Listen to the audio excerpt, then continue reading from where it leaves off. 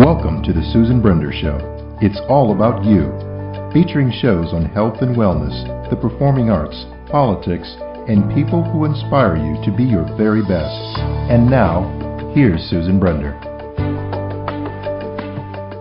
I'm Susan Brender, and this is the Susan Brender Show. Today, my guest is Timothy Watson. He is a multidisciplinary professor and currently tutoring with the Elite Educational Academy. He tutors students in academic writing, literature, ESL reading, and readership on a popular academic forum. I want to welcome to our show Timothy Watson. Hello, Susan. It's very nice to be given this opportunity. I find it a very rare privilege, and you've been so kind, and I really hope we can share something important today. Well, Timothy, I know you can share a lot with me, so let's start. Now, first of all, you're best known for your book, which is Gandhi Under Cross-Examination, co-authored with the Colonel G.B. Singh. You also co-authored Epic Legend of Kings, A History of Sultans of Oman and Zanzibar, written for the Government of Oman. Now, I want you to tell our audience all about these books. Oh, okay. A man contacted me on the internet. I guess he found my work intriguing, and he was from Oman. His name was Al Baron. That's at least how he's known to us in the Western world. He does have a Muslim world name, but that's how we know him. And he's a very eclectic, talented man and does an extraordinary amount of research in various areas. So he asked for my editing expertise in English to get some of his books ready, and we co-authored a few. I guess you could say this one was more purely so because he actually wanted me to co-author this history book with him. And then we did collaborate on another one, and in which I included some articles. And so all told, I helped him with several books, and one of them was investigating the occult history or the hidden history of the world, and that one is another one. So he's on the same academic site that I am, and so you can see his books listed. I'll send you the link for that if you'd like to have a look. Yeah. Absolutely. Now, here's another thing. Timothy, you are involved in so many different projects, and I'd like to know, and I'd like our audience to know, what was the most interesting project that you've been involved with, and discuss it with our audience, please. The most interesting is hard to really say because there's been so many. I guess my dream project is to do with North Korea, and I hope to launch a project that would succeed in some form of diplomatic rapprochement and try to reunify the peninsula through a diplomatic effort that would also involve a TV miniseries. It's been actually written for years. I revamped it because I was in contact with the Ministry of Culture in North Korea, and they did suggest that the screenplay and the synopsis be revised so that it would include more North Korean content and a storyline that would include Pyongyang and make the poor sibling in the family feel a little more wanted. So wait a minute. Let me interrupt you now, Tim. Now, North Korea is a very communist country, and it's they keep everything. Believe me, they don't use the First Amendment. The First Amendment being the freedom of speech, the freedom of religion, the freedom of this, the freedom of that. There's no freedom in North Korea. Why would you want to do something with them? Well, it's not a question of doing something with them. It's a question of doing something with the Korean Peninsula. I actually wrote a TV miniseries about their tortured 20th century history. So it's a mixture of fact and fiction. It takes us through the history of that period, beginning with the Eastern Revolution uprising and through the occupation, the colonial occupation of Japan, through the First and Second World Wars, the Korean War, and it goes through the Seoul Olympic Games held in the 80s, and then it ends with a fictional reunification. So it's a saga that takes us through the fictional lives of 4 Korean women, the last of whom is half American or half Canadian or whatever. And she's basically mixed race, and she's involved in the politics of the lands in question and hopes to achieve reunification. And so the TV miniseries actually ends with episode 9 actually achieving reunification, with separated North-South families reuniting and celebrating in the commonly met place in North Korea where such meetings usually take place, because they've got a rail line connecting the 2 countries, and they have staged these reunions of families at several points, and so that's how it ends. Mm-hmm. Tim, just a minute. Now, the North Koreans have been known to be very evil. They train their people to be sort of how do we describe that? They train them to kind of be very in the background, or how would you define, or how would you say that the president of Korea, how do they treat their people? I mean, what's your observation about that? Well, I worked in the newsroom of the Korea Herald for quite a while, and I ended up writing film reviews for the Korea Herald and the Korea Times. But when I was in the newsroom, I received wire stories from North Korea on a nightly basis. I was there all evenings doing moonlighting, if you like. After my academic job in the daytime, I would be there at night. So I'm very up on the rhetorical invectives, diatribes, nasty jabs and jibes of North Korea.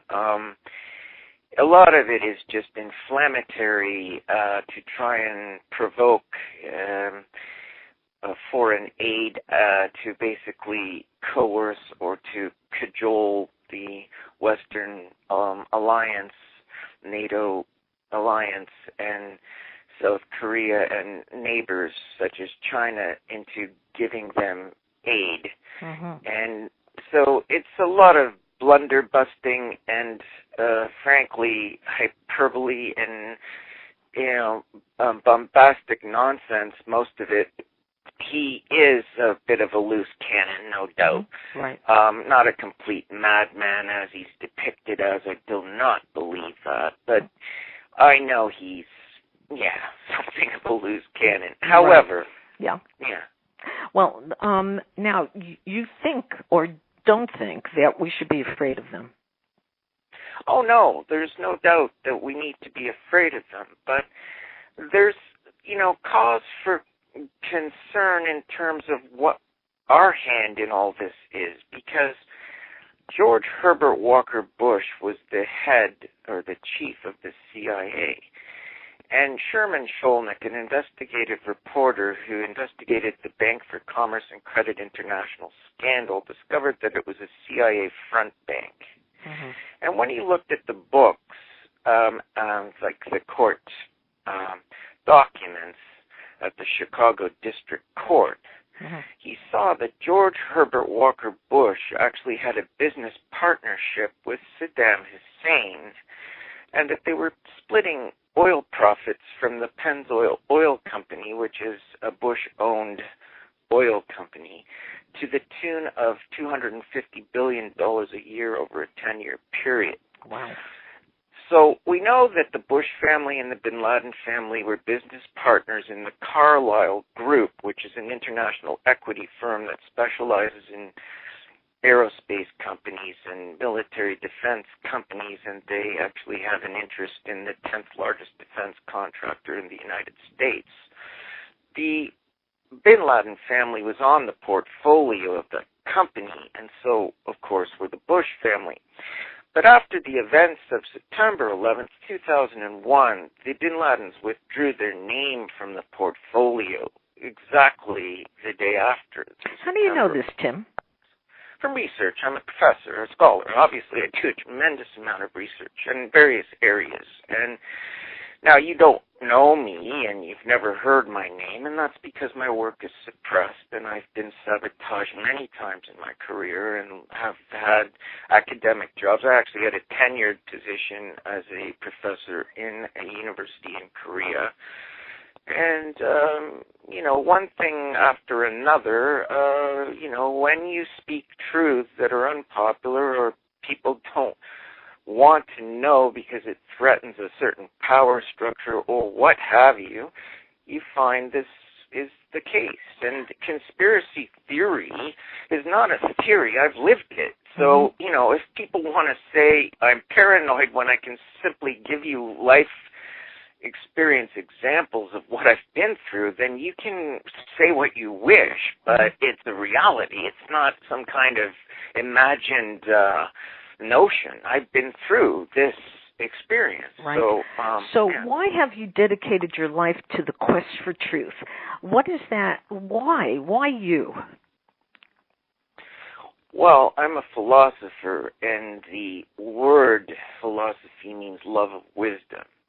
Now, truth and wisdom are not, mutually exclusive, nor are they, totally at odds.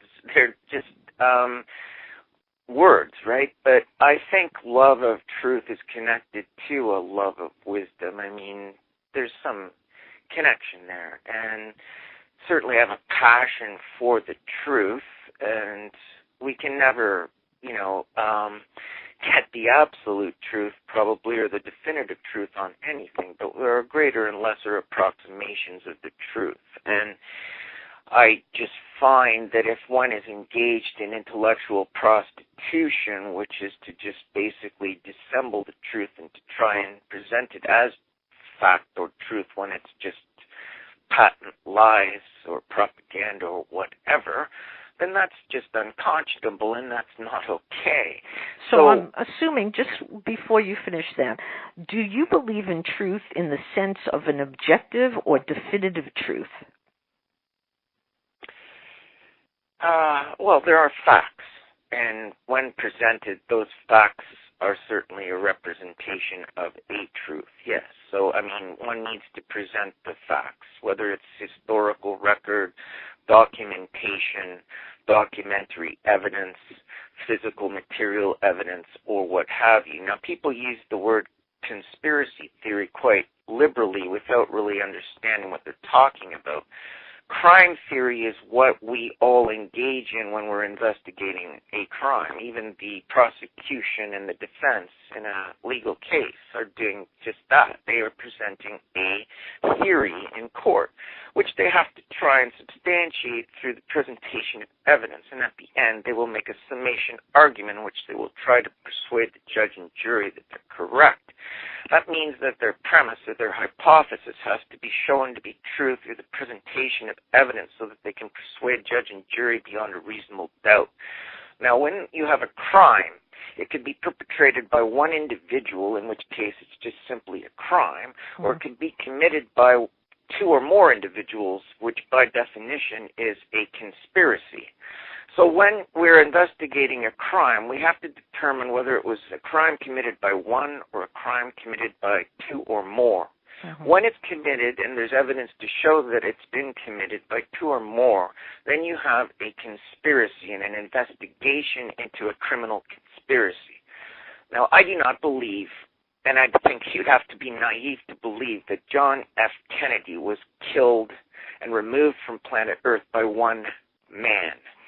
That would have to be so stupid to believe that you'd have to have your head examined. I mean, come on. Okay, now hold on, Tim. You can't take out the most powerful man in the Western world with one, lone nut up on a sixth floor of a book depository warehouse building with a tree in the way on a parade square with a gun that's so old and rickety that it couldn't possibly hit the target. It's even got a bent barrel, plus it can't get off the number of shots that are claimed because it was a bolt-action rifle. Okay, Tim, now hold on.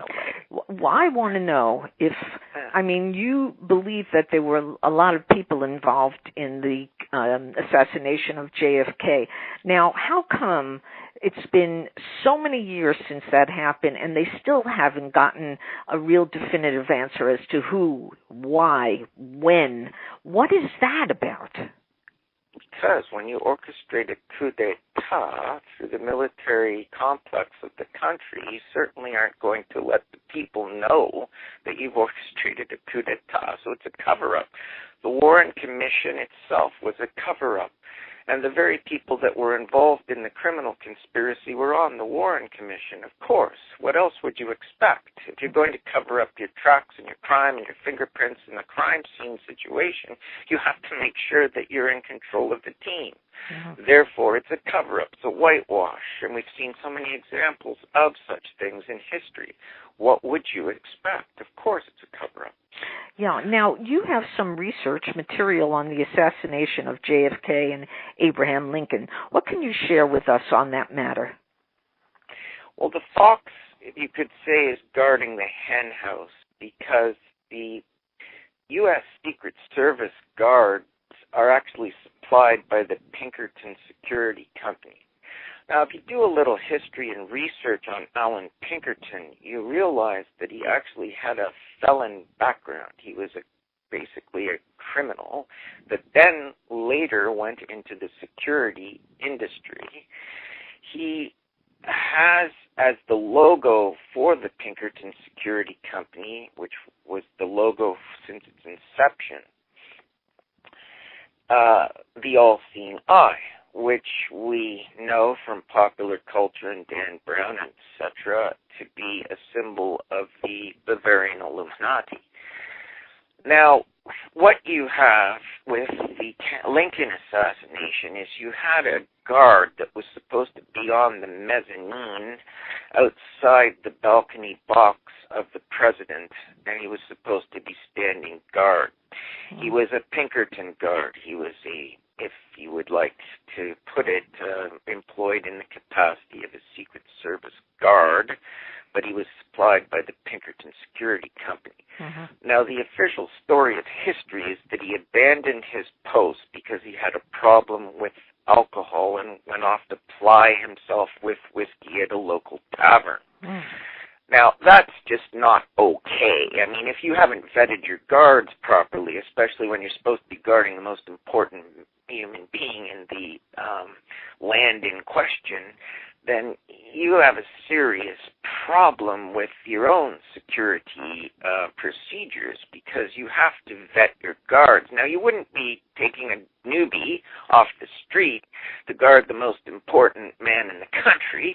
You have to vet them and have them be a seasoned guard, and they would have to have a good, solid reputation, and you would choose someone that had 40 or 30 years experience and knew exactly what they were doing to the point of such a professional degree that you could know that you could rely on them to sacrifice their life if they had to in the interest of protecting the President of the United States. So the fact that this was seen as even an excuse is inexcusable. It's not an excuse, and there should have been, some culpability on that and that alone.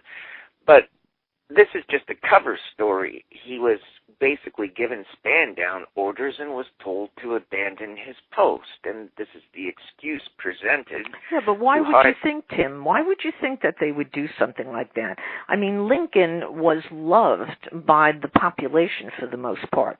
Why would anybody want to just create a terrible, terrible tragedy like that? Because the Illuminati are a criminal organization, and as I said, the fox is guarding the henhouse. So they have control of the very guard detail that's guarding the presidents and prime ministers of our countries. So they get control of the company that contracts the security guards to look after our leaders. So they've got their own agents in place to take them out should they happen to need to.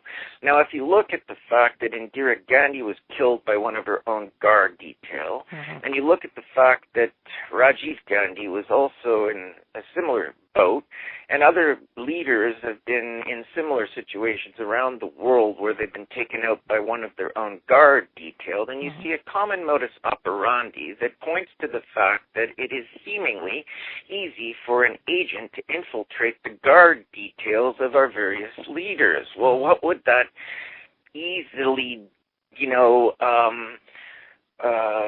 almost like an amoeba be able to pass through a membrane wall? What is that porousness the result of? Because it's been set up that way so that if they need to, they can take out whoever they so wish. But why are they motivated to create such a horrible situation, killing the President of the United States over and over? Why is anybody motivated to do that? Because he was resisting the effort to create a Federal Reserve Bank, central bank. He was resisting the power that was basically trying to hijack control of the central banking institution of the country. So you actually had him making an effort to create interest-free money, greenbacks as they were called, and this is exactly what was at issue, really. And so when you have interest-free money, then they can't abscond with the American taxpayers' money because they don't have a private lending house printing the treasury notes and then charging interest on the printing of the money so that they can abscond with a certain percentage of our tax dollars. This is how they get control of countries. Now, Lord Rothschild, one of the Rothschilds, said, "Get me control of a nation's currency, and I care not who makes the laws." So this is the issue. And when you look at the Titanic, which sank in April 12th, 1912, April 14th, I think, 1912. This was the year before the Federal Reserve Bank was founded in 1913. Right. It was at Jekyll Island, which is off the coast of Georgia, that the bankers staged a private meeting with Senator Aldrich and got him to introduce a bill called the Aldrich Bill, which would then be voted upon in Congress, which would effectively make it look like they were curtailing the powers of the banks, but would actually give them absolute carte blanche control. And so they ended up introducing the bill just before Christmas, when most of the congressional staff were away with their families on holiday, and it ended up being passed, and that's what created the Federal Reserve Bank. But three of its staunchest opponents, John Astor, Benjamin Guggenheim, and Isidor Straus, were on the deck, the promenade deck of the Titanic, and they were down killed with the ship. Yes. Yeah, so you're thinking that there was a reason that they sank, they were killed. You think that Yes. there was a conspiracy about that as well? Yes, because the White Star shipping line was owned by the Jesuit Order of the Catholic Church, and the bankers that I've been speaking of, the Rothschilds, the Morgans, J.P. Morgan was the one who funded the construction of the Olympic and the Titanic, which were sister ships that were identical twins. And in an insurance fraud scheme, the ships were swapped. And the evidence for this is Robert Ballard's exploration sub that went down to explore the wreck of the so-called Titanic, and his photographic dissolves. The documentary evidence show that the bulkhead design corresponds with that of the sister ship Olympic and not that of the Titanic. Now, Tim,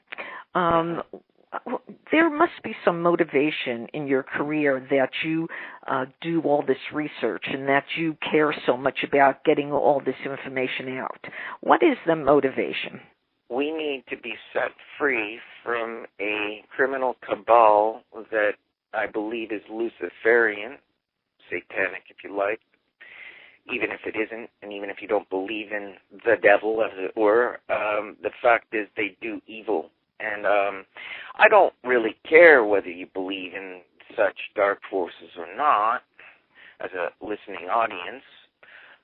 I think what is the, evidence for criminal machinations and dark deeds indicates that you're doing the work of a devil, in essence, just because of the wickedness of your work. Whether such a metaphysical being actually exists or not is a small matter to me. I just look at what people do. And if you venerate a principle of evil and orchestrate a principle of evil and follow a principle of evil, then you are what you are. I mean, Yeah, but Tim, some people who are listening to this show might say, "Oh my God! I mean, this man, he is thinking all this negative stuff." And do you care that people might think that you're a little bit? I don't want to embarrass you, but do you care that maybe people say, "You're not embarrassing me. There's nothing to be embarrassed about. I'm simply a man who's doing my level best to, find out what's going on in this world." Now, if people don't, agree, that's fine. They're perfectly at liberty to believe what they like. But what would you like them to believe, Tim? I mean, would you like them to believe what they like? I'm just here to share what I have found and discovered, and if they wish to dismiss it, that's fine. They're welcome to. I am here to share what I have found in terms of research, and there are a lot of facts that I'm sharing. Yes. Now, what those facts actually point to is what people can conclude on their own. I'm not trying to, cajole or manipulate or persuade or do anything except share. Right. And they can do with it what they want. To me, it's clear evidence of criminal wrongdoing. But if they don't see it that way, then that's fine. Right. Well, I'll tell you something. You are a person who's done a tremendous amount of research. Now, I want to end on the show a little bit about your Shakespeare presentation, because it seems that you've done a lot of work on this. So why don't you tell our audience about what is the Shakespeare presentation that you do? Okay, well, basically the perception that we have about that is a difficult and long story that began around 400 years ago. There was a play that was presented in Gray's Inn, one of the Inns of Court in London. There's 5 of them.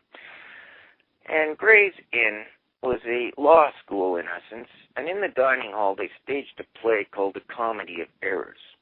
And it's about 2 twins that look so much alike that the audience becomes confused, and it orchestrates a comedy of errors because they can't tell the 2 twins apart. This confusion results in a comedy, situation comedy, and this set up the covert operation to conceal the true authorship of the Shakespeare plays, because we're looking at two individuals, one called Will Shakespeare, and the other one, William Shakespeare.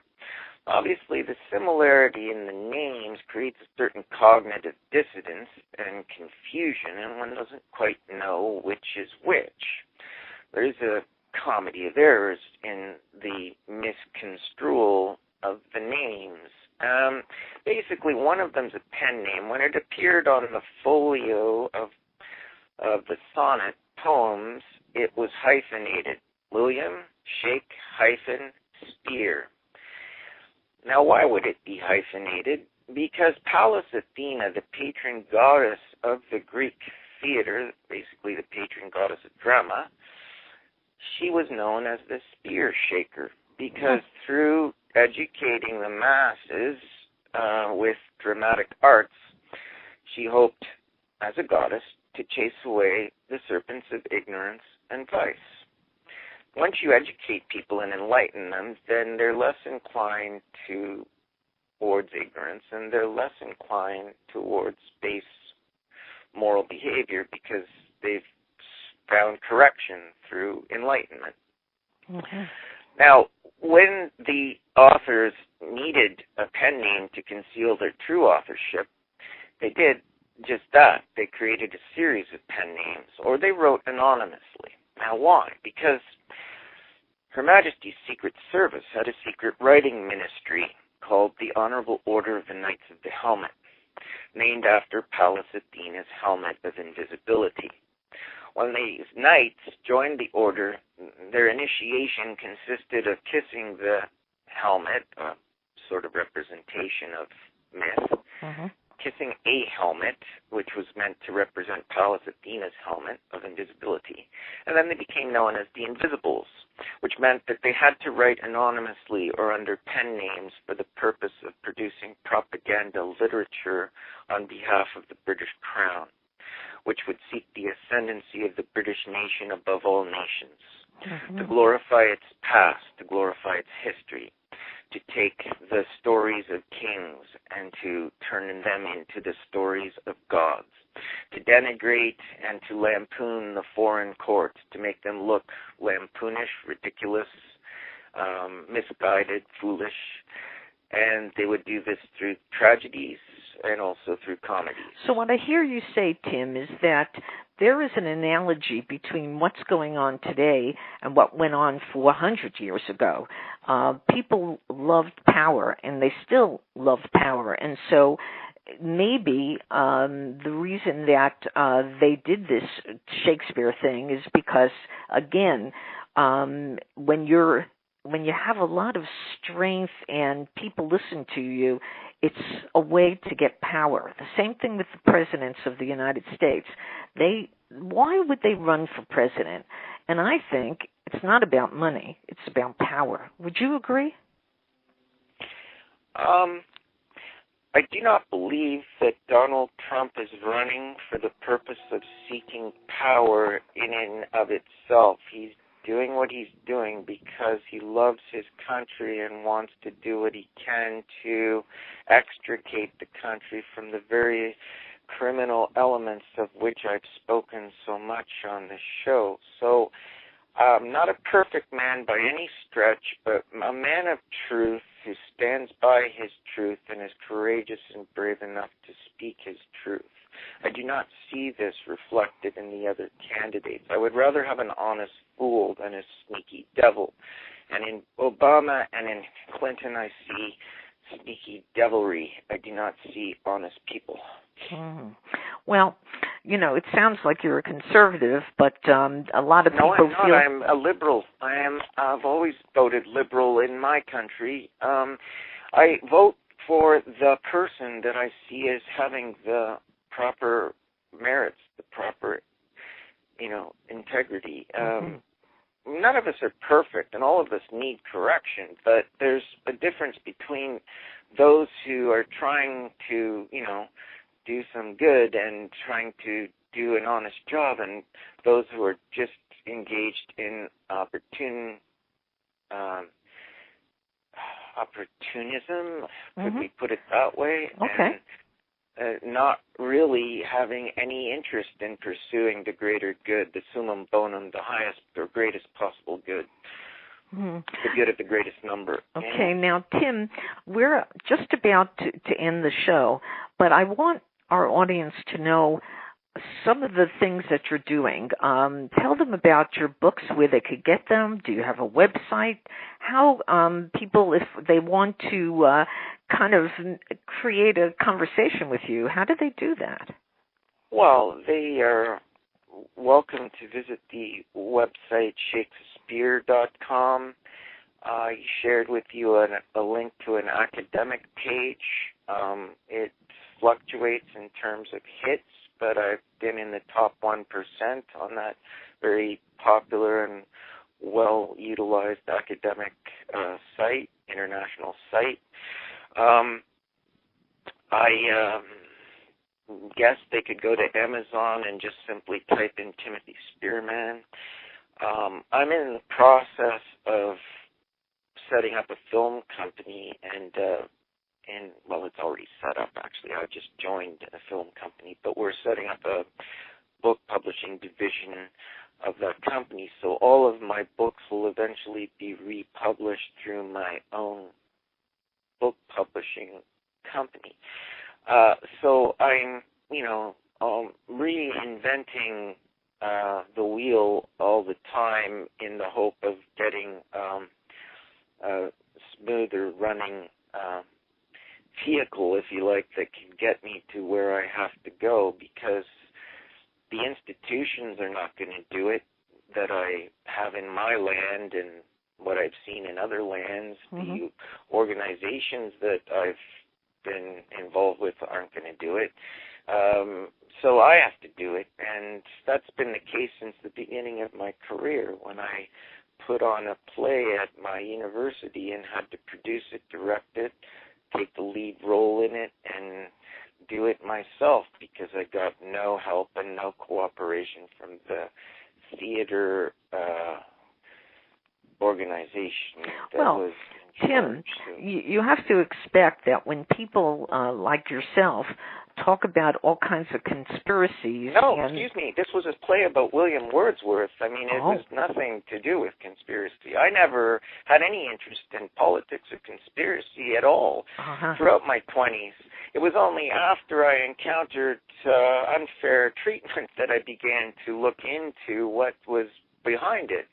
And it's courted me ever since, because I came very close to finding out what it was that was behind it. And I've been dealing with that ever since. Yeah.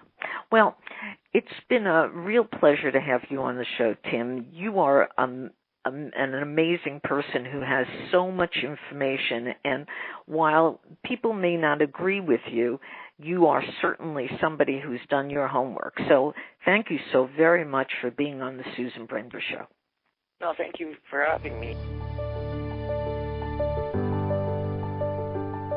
Thank you for listening to the Susan Brender Show. To be a guest, email sebrender@yahoo.com.